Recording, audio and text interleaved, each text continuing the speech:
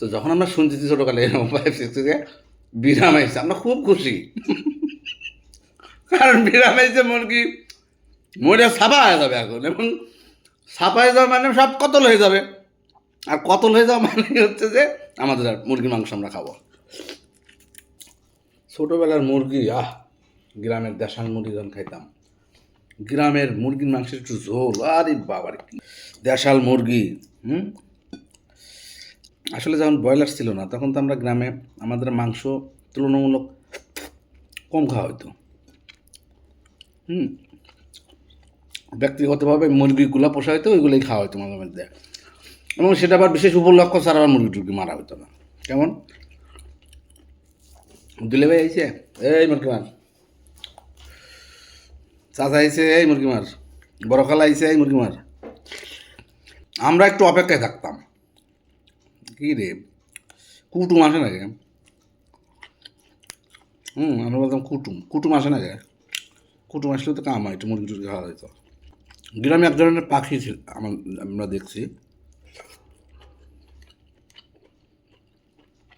ওটা গ্রামে বলতাম যে কোথায় যে কুটুমাই পাখি। অ্যাকচুয়ালি পাখিটার নাম কি আমি জানি না, কুটুম পক্ষী, সরি, গ্রামে বলতে কুটুম পক্ষী।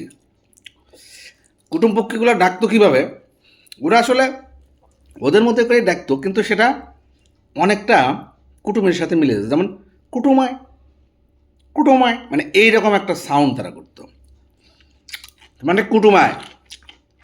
এইরকম পাখি যখন কুটুমায় বলতো, এগুলো আসলে গ্রামে এক ধরনের একটা মানে সাইড এনের মতন ওই বাড়ির জন্য। এবং অনেক ক্ষেত্রে এটা সত্য হইতো, আর অনেক ক্ষেত্রে হইতেও না, কিন্তু ম্যাক্সিমাম সময় হইতো বলেই এই পাখিটার মাধ্যমে অনেকে বুঝতো যে দেখা গেলে কুটুমায়, তার মানে কেউ আসতে পারে, অমুকে আসতে পারে, আন্দাজ করতে অনেকে। আবার অনেকে বিরক্ত হইতো, কুটুমায় কিসের কুটুম, কুটুম আসার দরকার নেই, দাবাহি।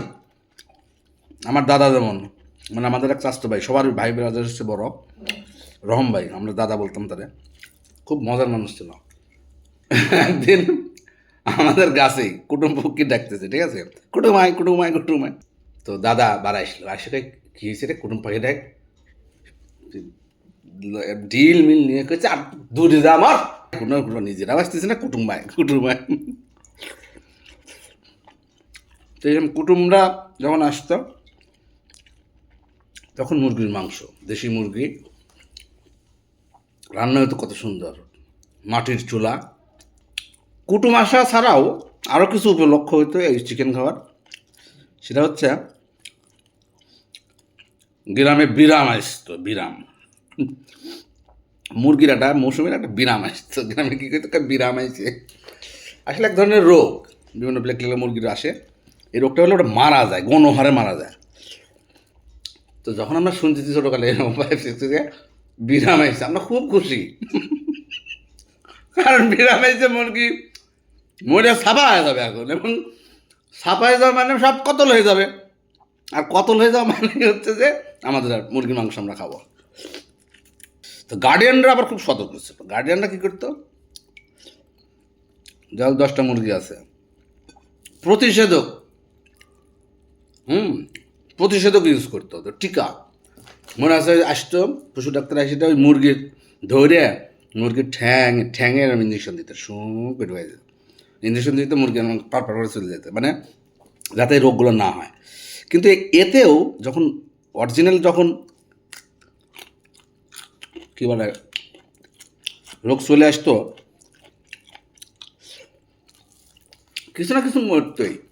প্রতিষেধক নেওয়ার পর দেখলো 10টার মধ্যে দেখা গেলো 3টে বেঁচে আছে, বংশের বাদে জ্বালানোর জন্য 2-1টা বেঁচে থাকতো, 5-7টাই মরে গেছে।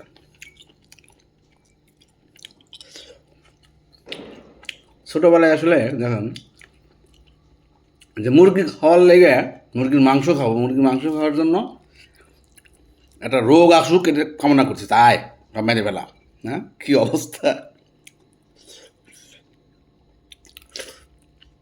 এবং এই মুরগিগুলা, এই রোগগুলো যখন আসতো,